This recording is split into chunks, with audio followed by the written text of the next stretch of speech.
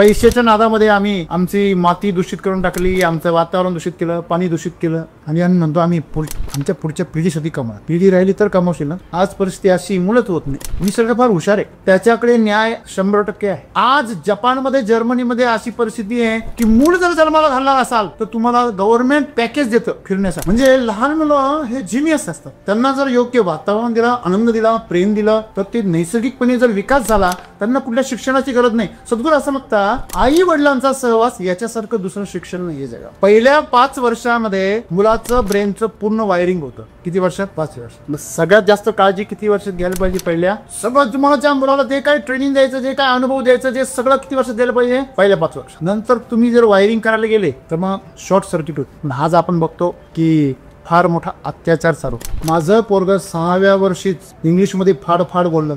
त्याला 6व्या वर्षी इंग्लिशमध्ये बोलायला लावत, तर मोठा झाल्यावर नाही इंग्रज झाला तर मग बघ.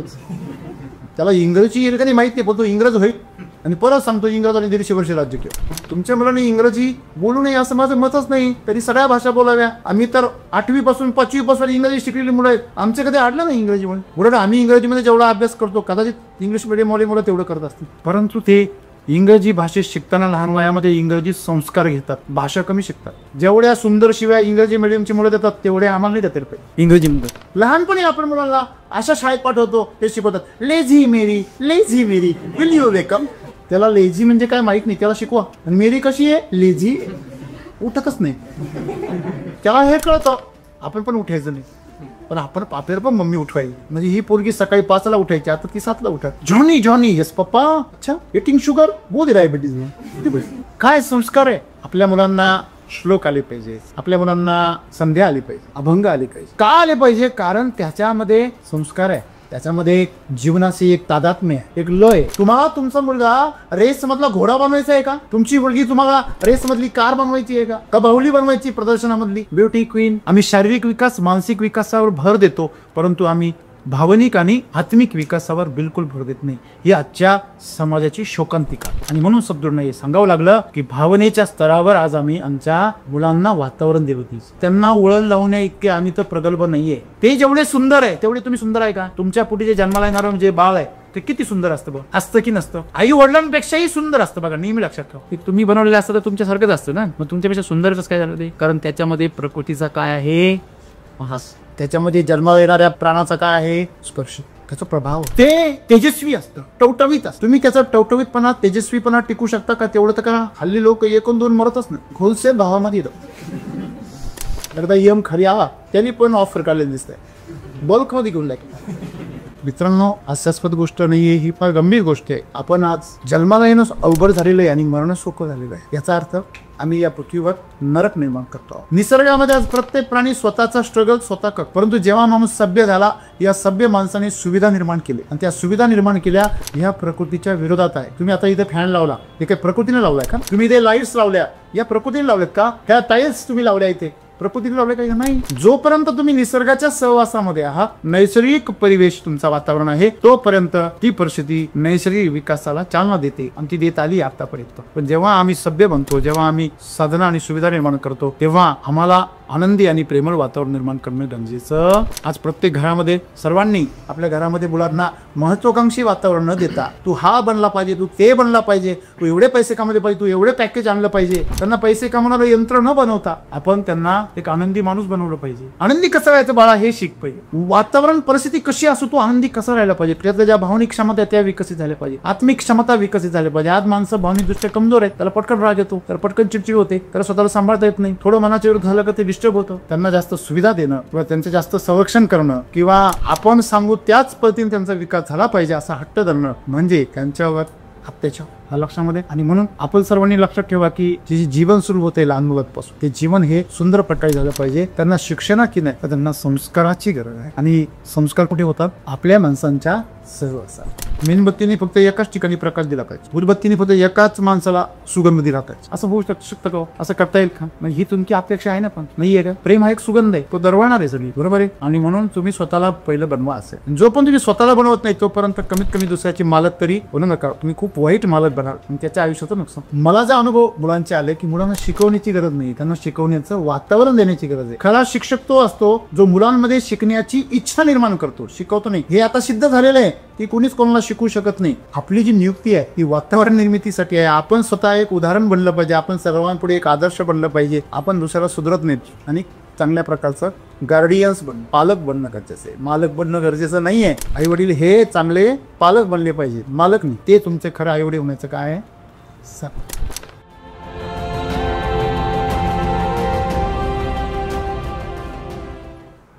काही पण डावावर लावायची तयारी पाहिजे. आपण जे कमवू शकतो ते डावावर लावता आलं पाहिजे. तुटकी चप्पल हरवली तर 2 दिवस झोपत नाही. आणि हा मुलांना संस्कार लावणं याची अपेक्षा आहे. माझं मुलगा फार उदाहरण निघालेलं आहे. शास्त्रज्ञ असं म्हणतात का 10-12 वर्षाच्या पुढे माणसाचं मानसिक वय वाढतच नाही. 10-12 वर्षानंतर माणसाचं मानसिक वय खुंटून जातं. मानसिक वय सरासरी लोकांचं वय कमी होत चाललेलं आहे. नुसतं वयात शरीराचं वयात येण्याचं वय 16 वर्षावरून 15वर आलं, 14वर आलं, 12वर आलं, 10पर्यंत खाली आलं. शरीराचं वयात येण्याचं होत. मला सांगा, फळ लवकर मॅच्युअर झालं पाहिजे का निवांत झालं पाहिजे? जेवढं फळ लवकर मॅच्युअर होईल तेवढं ते कसं राहील? अपरिपक्व, छोटं राहील. आम्ही छोटी फळं तयार. पैशाच्या नादामध्ये आम्ही आमची माती दूषित करून टाकली, आमचं वातावरण दूषित केलं, पाणी दूषित केलं. आणि आम्ही म्हणतो आम्ही आमच्या पुढच्या पिढीसाठी कमवतो. पिढी राहिली तर कमवशील ना. आज परिस्थिती अशी मुळच होत नाही. निसर्ग फार हुशार आहे हो, त्याच्याकडे न्याय 100% आहे. आज जपानमध्ये, जर्मनीमध्ये अशी परिस्थिती आहे की मूळ जर जन्माला घालणार असाल तर तुम्हाला गव्हर्नमेंट पॅकेज देतं फिरण्यासाठी. विचार करा तिकडचं काय मिळतंय का काय. मला तुम्ही तिकडे गेले की तिकडे बी असंच करून ठेवा. त्या माणसांचं जीवन कसं आहे. लहान मुलांना ते छोट्या छोट्या गोष्टी करायला शिकवतात, त्यांना ते अनुभव देतात. डॉक्टर बनवतात लहान मुलांना आणि डॉक्टरांसारखं सर्व गोष्टी त्यांना शिकवतात. इंजिनियर बनवतात आणि इंजिनियर सारखे सर्व गोष्टी त्यांना हाताळायला शिकवतात. काल परवा मी गुरुनानक जयंतीला एक असा व्हिडिओ बघितला की तो जो तिथला जो काही त्या लंगरची सगळी जबाबदारी लहान मुलांना सोपवली होती. पाहुण्यांचं स्वागत पासून भाजी कापायची, त्याच्यामध्ये पाहुण्यांसाठी फुलांचे हार बनवायचे, त्याच्यासाठी पूजेची आरास करायची, पाहुण्यांना ते वाढायचं, त्यांचे चपलांची व्यवस्था करायची, संपूर्ण नियोजन मुलांच्या हातामध्ये सोपं. एवढा आनंद झाला बघायला. आम्ही जबाबदाऱ्या दिल्या पाहिजे. जपान आणि जर्मनीने हे मुलांना शिकवलं की मुलं ही अज्ञान नाही. आमच्याकडं असं समज आहे मुलं अज्ञान आहे असं आम्ही समजतो. जनरली आपण जाऊ द्यावं लहान आहे. बऱ्याच वेळा असा प्रश्न पडतो घरामध्ये, नेमकी लहान कोण पडतो ना. काही काही घरांमध्ये गेल्यावर पडतो प्रश्न. लहान मूल पटकन जाऊन पाणी घेऊन येतं आणि तिथल्या घरातलं मोठं मोठं त्याचं पाणी स्वतःच घेते पे. त्यांनी पाहुण्याला आणलं होतं. लहान मला वळण असं आहे. मग ते जे वळण आहे ते त्या भागामध्ये आपण जर पाहिलं तर राजा महाराजांच्या घरामध्ये लहान मुलाला सुद्धा काय म्हणायचे, युवराज. आऊ धाऊ घालायचे, त्याला आदर द्यायचे. तयार म्हणाले बरंच तरी भावड्या म्हणतात मधला गोळ काढत. म्हणजे लहान मुलं हे जिनियस असतात. त्यांना जर योग्य वातावरण दिलं, आनंद दिला, प्रेम दिलं तर ते नैसर्गिकपणे जर विकास झाला. त्यांना कुठल्या शिक्षणाची गरज नाही. सद्गुरू असं म्हणतात आई वडिलांचा सहवास याच्यासारखं दुसरं शिक्षण नाही आहे जगात. त्यांच्या स्वतःच्या मुलीला त्यांनी ज्युनियर KG, सिनियर KG मध्ये किंवा प्रायमरी स्कूल म्हणतो इंग्लिश, प्राथमिक शाळा, तिथं मी त्यांनी टाकलंच नाही. तिला डायरेक्ट 12 वर्षी झाली तेव्हा हायस्कूलला टाकून शाळेत. आणि खरं तर हे आम्हाला कळतच नाही. पहिल्या 5 वर्षामध्ये मुलाचं ब्रेनचं पूर्ण वायरिंग होतं. किती वर्षात? 5 वर्ष. मग सगळ्यात जास्त काळजी किती वर्षात घ्यायला पाहिजे? पहिल्या. सगळं तुम्हाला त्या मुलाला जे काय ट्रेनिंग द्यायचं, जे काय अनुभव द्यायचं, जे सगळं किती वर्षात द्यायला पाहिजे? पहिल्या 5 वर्षात. नंतर तुम्ही जर वायरिंग करायला गेले तर मग शॉर्ट सर्किट होते. बरोबर आहे. होत नाही असं नाही, परंतु फार कठीण काम आहे. त्याला तुम्ही फार एक्सपर्ट असली ती गरज. पण पहिल्या 5 वर्षामध्ये तुम्हाला काहीच करायचं नाही, फक्त वातावरण द्यायचे. ते आपोआप त्याच्यामध्ये जो जिनियस आहे, जो त्याला जे काय व्हायचं असेल तो डेव्हलप होतो. आमचा आज जो स्वभाव बनलेला आहे तो त्या 5 वर्षाच्या वायरिंगमुळेच बनलेला आहे. मग त्या काळात तुमच्या अवतीभोवती कशी माणसं होती, तुमच्याबरोबर कसा व्यवहार केला जात होता, तुम्हाला सुविधा कशा मिळत होत्या, तुमच्या आजूबाजूला वातावरण कसं होतं, असेच तुमचा स्वभाव होता. बरोबर आहे. आणि म्हणून सद्गुरू काय सांगताय की आपण वातावरण दिलं पाहिजे. बरोबर आहे ना. बाकी विकास त्याचा नैसर्गिक गतीने व्हा. तो नैसर्गिक विकास होण्यासाठी तुम्ही त्याला काय करू शकता, प्रोत्साहित करू शकता, प्रेरणा देऊ शकता. तुम्ही त्याला स्वतः छेडछाड करता कामा. आज आपण बघतो की फार मोठा अत्याचार चालू. माझं पोरग 6व्या वर्षीच इंग्लिशमध्ये फाड फाड बोललं जायचं. त्याला 6व्या वर्षी इंग्लिशमध्ये बोलायला लावत. तो मोठा झाल्यावर नाही इंग्रज झाला तर मग बघ. हो, त्याला इंग्रजी काही माहीत नाही, पण तो इंग्रज होईल. हो, आणि परत सांगतो इंग्रजांनी 150 वर्ष राज्य केलं. तुमच्या मुलांनी इंग्रजी बोलू नये असं माझं मतच नाही. तरी सगळ्या भाषा बोलाव्या. आम्ही तर 8वी पासून 5वी पासून इंग्रजी शिकलेली मुलं आहेत. आमच्या कधी अडलं नाही इंग्रजीमुळे. उलट आम्ही इंग्रजीमध्ये जेवढा अभ्यास करतो कदाचित इंग्लिश मिडियमवाले मुलं तेवढं करत असतील. परंतु ते इंग्रजी भाषेत शिकताना लहान वयामध्ये इंग्रजी संस्कार घेतात, भाषा कमी शिकतात. जेवढ्या सुंदर शिवाय इंग्रजी मिडियमची मुलं देतात तेवढ्या आम्हाला नाही देतात पाहिजे इंग्रजीमध्ये.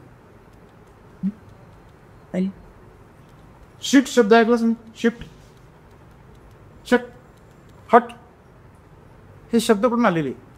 ही इंग्रजी. शिट म्हणजे काय? शिट म्हणजे शेण. बुलशिट म्हणजे बैलाचं शेत. इंग्रजीमधल्या ज्या शिवाय त्या सगळ्या अश्लील आहे आणि घाणेरड्या आहे. आपण फार खरा करतो नालायक म्हणून, चोरट्यानं, भांगट्यानं, लोचट म्हणून काही पण शब्द आपल्याला आहे. त्या शब्दांना सुद्धा सौंदर्य आहे. पण इंग्रजीमध्ये मला सांगायचं काय आहे की आपण फार खोलात जायच्या ऐवजी हे लक्षात घ्या सारांश की आपण मुलांवर जे संस्कार करतो किंवा त्यांच्याकडून जे अपेक्षा करतो, त्यांना जे वातावरण देतो,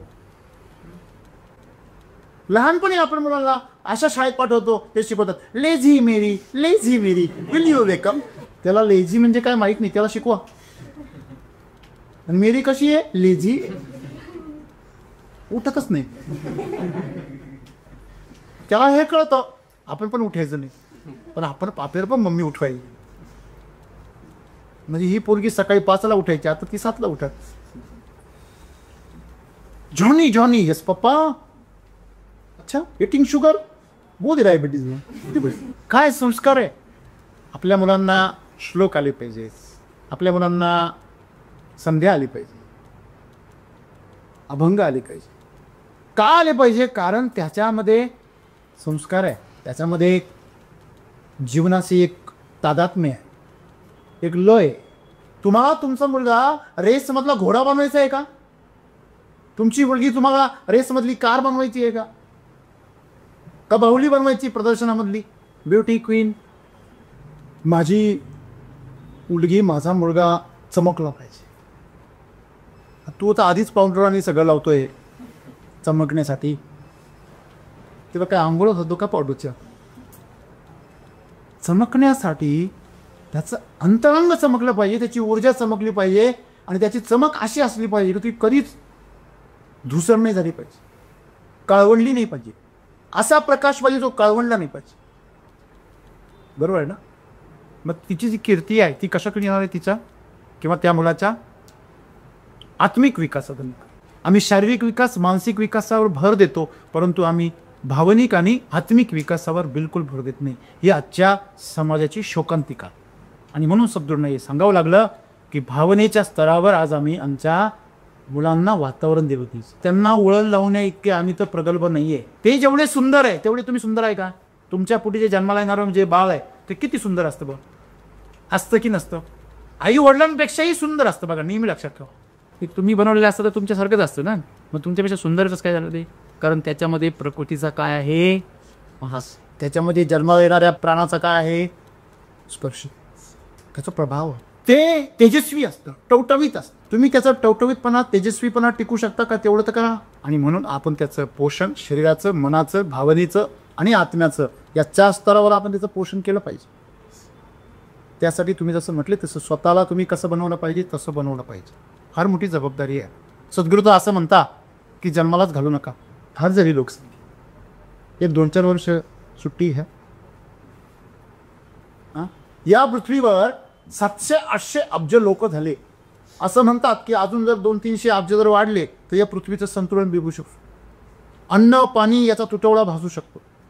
आणि तुम्हाला आता माहितीच आहे या पृथ्वी तलावर ज्याचा अतिरेक होतो त्याचा विनाश.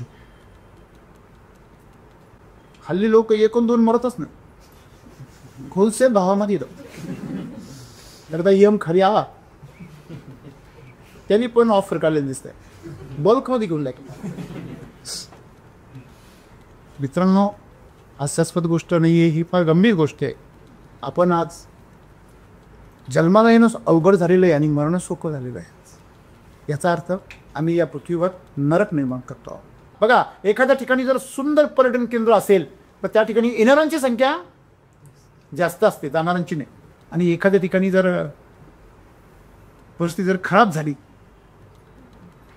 तर तिथून जसं गाझामधून सगळ्या लोकांनी काय केलं? पलायन केलं. का? सतत बॉम्ब गोळे पडत आहे, कधी मरल मृत्यू सारखा वर लटकलेला, कधी चिंधड्या उडतील, काही भरोसा नाही. मग भूकंप झाला, ध्वज हादरायला लागलं, तुम्ही काय करा? खांब धरा, पडू नये म्हणून. मी वेट लिफ्टिंग चॅम्पियन आहे, धर मग गोल्ड मेडलिस्ट आहे ऑलिम्पिकमध्ये, मग धर.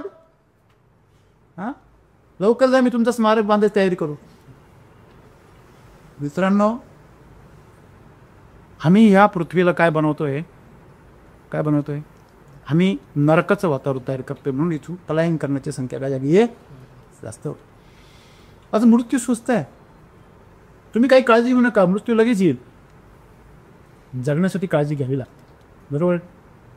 पूर्वीच्या काही लोक बिंदास जगायचे, आरामशीर 100पर्यंत जायचे. ठीक आहे, तेव्हा आजारावरती विलाज नव्हते, त्याच्यामुळे माणसं कोणत्याही वयामध्ये अकाली मृत्यू पाहिजे. तो भार जरी असला पण नैसर्गिकपणे जो मृत्यूचा दर होता तो एवढा नव्हता. म्हणून आज जीवनाची सुरुवात आमची लहान बाळापासून आहे. आणि म्हणून लहान मुलांच्या बाबतीमध्ये जो स्रोत आहे आमचा, त्या स्रोतापाशीच आम्ही जर काळजी घेतली आणि जर आम्ही त्यांच्या बाबतीमध्ये जर थोडंसं उदार झालो, थोडंसं आम्ही त्यांच्या बाबतीमध्ये प्रेमळ झालो, थोडं आनंदी राहिलो, तर मला वाटतं त्यांची जी नैसर्गिक क्षमता आहे त्या विकसित होतील. आणि आम्ही ज्या चुका केल्या त्या चुका पुढच्या पिढीमध्ये सुधारल्या जातील. आपण म्हणतो नेहमी, आमचे गेले बाबा वाईट दिवस, आमचे गेले कष्टामध्ये, तुला नको कष्ट. अर्थात मी हे म्हणत नाही कधी, मी तर असं म्हणतो तुला माझ्यापेक्षा जास्त कष्ट पडू दे. बरोबर आहे? कारण मित्रांनो, तुमचा संघर्ष हा तुम्हालाच करायचा आहे. एक लक्षात घ्या, गरीब घरातून जे मुलं जन्माला येतात त्यांची क्षमता जी आहे ती जास्त विकसित होते का श्रीमंत घरातल्या मुलांची? हां हां म्हणून आपण नेहमी वातावरणाचा विचार केला. संघर्षातून ज्यावेळेस वातावरण येतं त्यावेळेस माणूस काय होतो? विकसित होतो. मला हे सांगायचं आहे तुम्हाला मित्रांनो. तुम्ही म्हणाल की सर तिथं तर आनंदाचं वातावरण नसतं, तिथे तर सगळी प्रतिकूल परिस्थिती असते, तिथं काही प्रेम करणं, घरामध्ये कायम वडील शिव्या देतात, आई पण त्या ठिकाणी थोडी कठोर वागते, आणि मग अशा परिस्थितीमध्ये सुविधा नसतात, ते कसे काय विकसित होतात? त्याच्या क्षमता कशा? याला नैसर्गिक विकास म्हणून. ते जे वातावरण आहे ते उदासीन वातावरण नाही, प्रतिकूल वातावरण आहे. ते मिळायचं नैसर्गिकपणे. ते जरी प्रतिकूल होतं तरी पण ते गरजासुद्धा पूर्ण होत नव्हत्या, म्हणजे ते नैसर्गिक वातावरण होतं. निसर्गामध्ये आज प्रत्येक प्राणी स्वतःचा स्ट्रगल स्वतः करतो. परंतु जेव्हा माणूस सभ्य झाला, या सभ्य माणसाने सुविधा निर्माण केली, आणि त्या सुविधा निर्माण केल्या ह्या प्रकृतीच्या विरोधात आहे. तुम्ही आता इथे फॅन लावला, हे काही प्रकृतीने लावलाय का? तुम्ही ते लाईट्स लावल्या, या प्रकृतीने लावल्यात का? ह्या टाईल्स तुम्ही लावल्या इथे प्रकृतीने लावल्या काही नाही. जोपर्यंत तुम्ही निसर्गाच्या सहवासामध्ये आहात, नैसर्गिक परिवेश तुमचा वातावरण आहे, तोपर्यंत ती परिस्थिती नैसर्गिक विकासाला चालना देते आणि ती देत आली आतापर्यंत. पण जेव्हा आम्ही सभ्य बनतो, जेव्हा आम्ही साधनं आणि सुविधा निर्माण करतो, तेव्हा आम्हाला आनंदी आणि प्रेमळ वातावरण निर्माण करणं गरजेचं. आज प्रत्येक घरामध्ये सर्वांनी आपल्या घरामध्ये मुलांना महत्त्वाकांक्षी वातावरण न देता, तू हा बनला पाहिजे, तू ते बनला पाहिजे, तू एवढे पैसे कमवले पाहिजे, तू एवढे पॅकेज आणलं पाहिजे, त्यांना पैसे कमवणारं यंत्र न बनवता आपण त्यांना एक आनंदी माणूस बनवलं पाहिजे. आनंदी कसं व्हायचं बाळा हे शिक पाहिजे. वातावरण परिस्थिती कशी असो, तू आनंदी कसा राहायला पाहिजे, त्यातल्या ज्या भावनिक क्षमता त्या विकसित झाल्या पाहिजे, आत्मिक क्षमता विकसित झाल्या पाहिजे. आज माणसं भावनिकदृष्ट्या कमजोर आहेत, त्याला पटकन राग येतो, त्याला पटकन चिडचिड होते, त्याला स्वतःला सांभाळता येत नाही, थोडं मनाच्या विरुद्ध झालं का ते डिस्टर्ब होतं. की आपण आपल्या मुलांच्या बाबतीमध्ये कसं बनलं पाहिजे, नैसर्गिक वातावरण त्यांना दिलं पाहिजे. त्यांचं मालक नाही बनलं पाहिजे किंवा त्यांना पैसे कमवण्याचं यंत्र नाही बनलं. मग तुम्ही म्हणून तिथं वाया जाते, बरोबर आहे, एक लक्षात घ्या. आपण त्याच्या विकासावर लक्ष देणार आहे. ज्या ज्या वेळेस तुम्हाला कळतं की या ठिकाणी हे चुकीचं आहे, तुम्ही त्या ठिकाणी त्याला त्याची जाणीव निर्माण करून देऊ शकता. मग समस्या काय, आपण ती जाणीव निर्माण करून देणं हे आपलं कर्तव्य आहे, बरोबर आहे ना. जर एखादे मोटरसायकलवर एखादी जोडपं चाललेलं आहे आणि त्यांची साडी, त्या महिलेची साडी जर अशी लांबली आणि ती जर त्या चाकामध्ये गुंतण्याच्या परिस्थितीमध्ये असेल, तुम्ही काय करता? किंवा तुम्ही रस्त्याने चाललेले आणि एखाद्या कारवाल्याचा दरवाजा उघडा आहे, तर तुम्ही काय करता? तुमची क्षमता नसते तरी गाडीचं स्पीड वाढवता आणि त्याला जाऊन थांबवण्याचा प्रयत्न करता आणि सावध करता. केवढं करणं त्यांनी नाहीच केलं तर तुम्ही काय करता? काहीच नाही, काय करणार. तसं आपण आपल्या लेकरांविषयी केलं, त्यांना वातावरण दिलं पाहिजे, सावध केलं पाहिजे. आणि असं जर वातावरण दिलं तर त्यांच्या नैसर्गिक क्षमतेने त्यांचा काय होईल, विकास होईल. त्यांना जास्त सुविधा देणं किंवा त्यांचं जास्त संरक्षण करणं किंवा आपण सांगू त्याच पद्धतीने त्यांचा विकास झाला पाहिजे असा हट्ट धरणं म्हणजे त्यांच्यावर अत्याचार, हा लक्षामध्ये. आणि म्हणून आपण सर्वांनी लक्षात ठेवा की जे जीवन सुरू होते लहान मुलांपासून, ते जीवन हे सुंदर प्रकारे झालं पाहिजे. त्यांना शिक्षणाची नाही तर त्यांना संस्काराची गरज आहे. आणि संस्कार कुठे होतात? आपल्या माणसांच्या सहवासात. आपुलकी जर नसेल तर ती आपली माणसं कशी?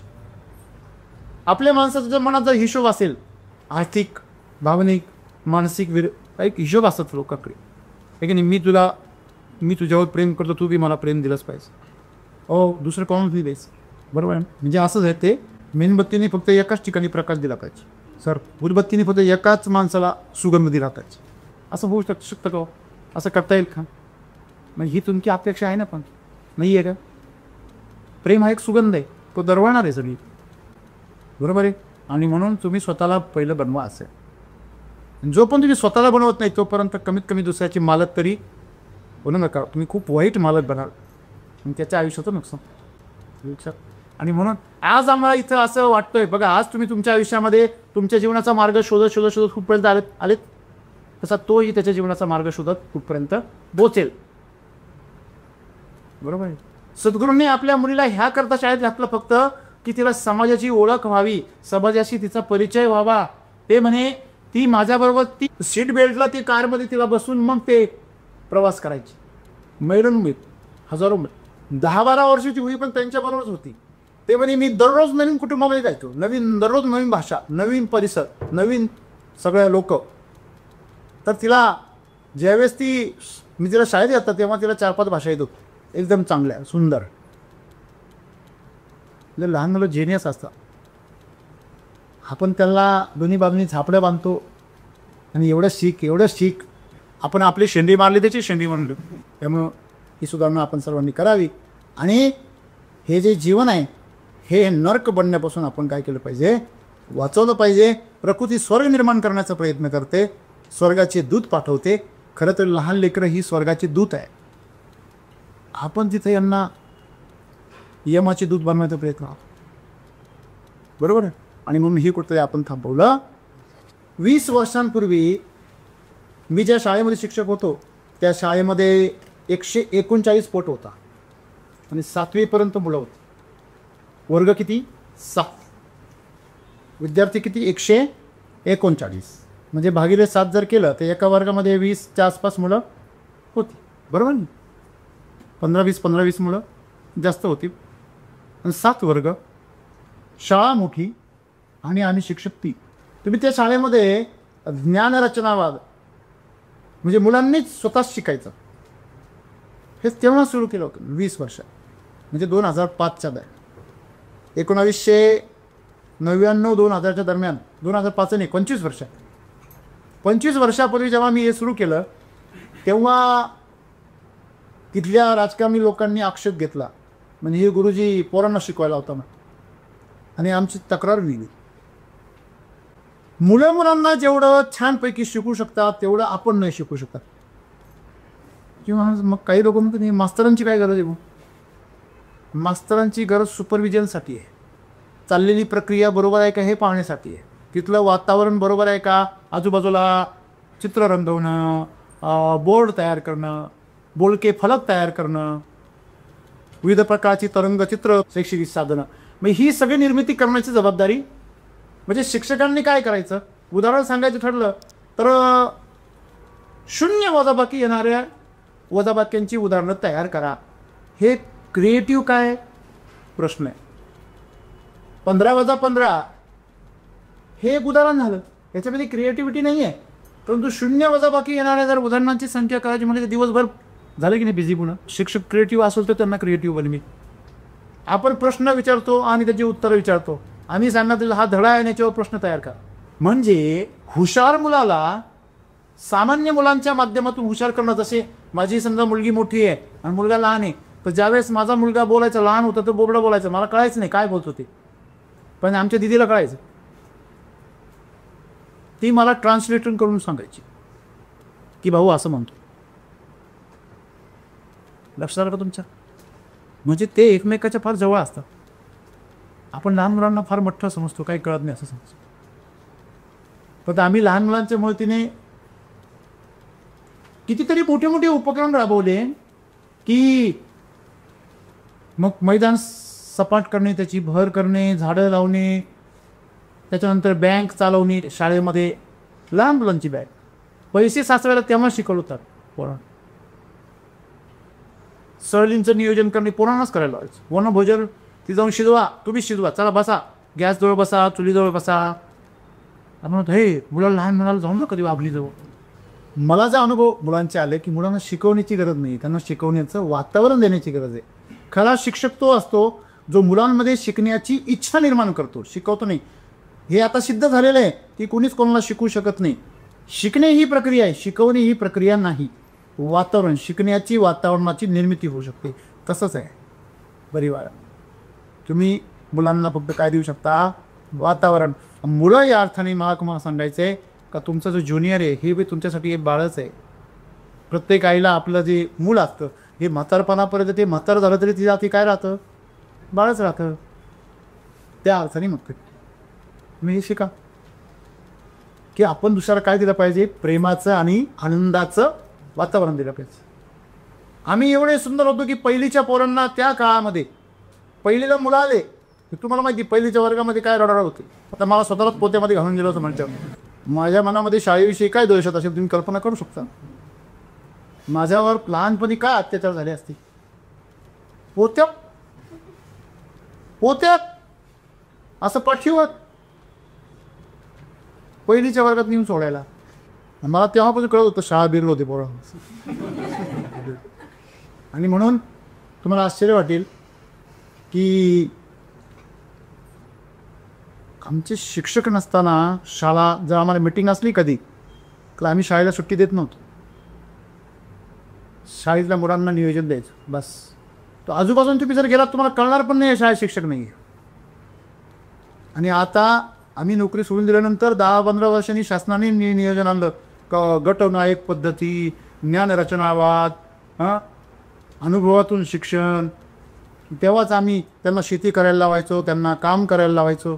तेव्हा म्हणायची ती बालमजुरी आहे, पोरांना कामाला लावायचं.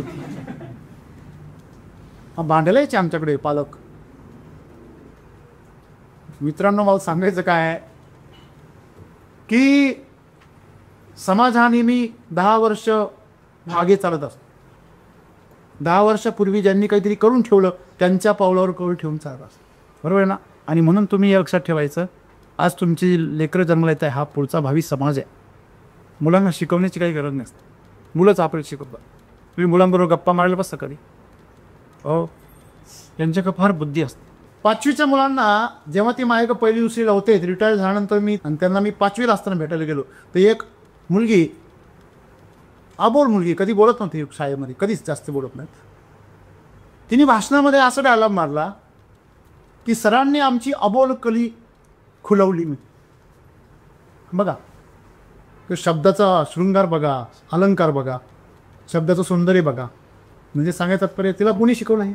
म्हणजे आपण हे लक्षात ठेवलं पाहिजे की आपली जी नियुक्ती आहे ती वातावरण निर्मितीसाठी आहे. आपण स्वतः एक उदाहरण बनलं पाहिजे, आपण सर्वांपुढे एक आदर्श बनलं पाहिजे.